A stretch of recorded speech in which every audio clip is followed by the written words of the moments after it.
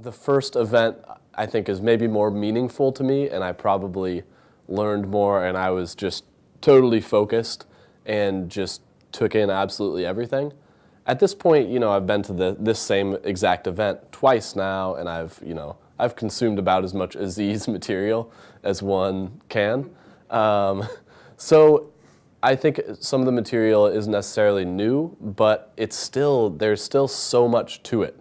There still is a lot of new stuff to me, and even some of the stuff that I've heard before, because I'm a different person now, or I've grown and evolved since I first stumbled upon Aziz, you take it on with a different meaning, or different things that weren't necessarily impactful to you then are now super deep and impactful, and it's like this, that didn't resonate with me then, but now it's impactful and now it's helpful.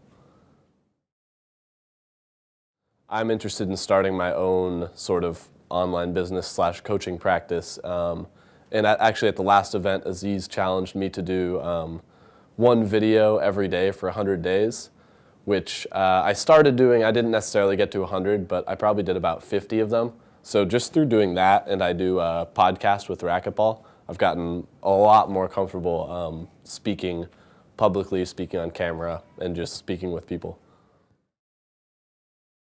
I used to be super afraid to talk to and approach women. And at this event, that was a focal point. And I honestly I was very comfortable with doing that.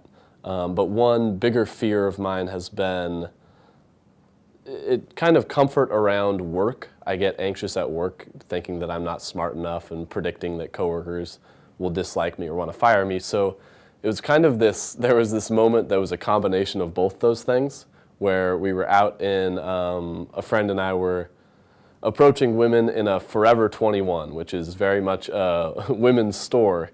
And after approaching a woman, it was a good interaction.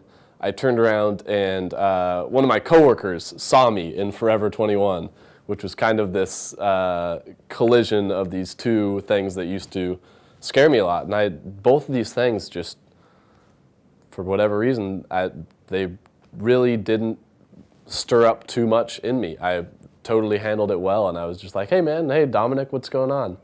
And we just had a conversation. He was like, what are you doing here? And I'm like, oh, I was just hanging out with a friend. We were hanging out in the mall. I'm at this personal growth seminar. Yeah, it was all just very comfortable, and had that happened to me a year ago, I would have freaked out, I guarantee you.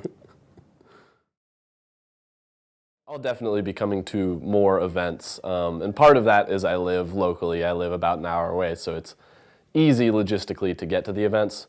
But also I not only learn a lot intellectually, because that's one aspect of what you get from these events, but it's also this experience and this exposure where I come out of the event ready to take on the things in my life that have been difficult for me. So there have been a variety of challenges I can remember throughout past events where I had just been kind of stuck in a certain thing, whether it was establishing a morning routine and I wasn't able to do that. And then after event, that had been my focus, and through just being sort of re-energized and sort of transformed at these events, that becomes easier. And when you go back home, you're able to break through that challenge because you're, I don't know, re-energized or feeling like you're at a bit of a higher level.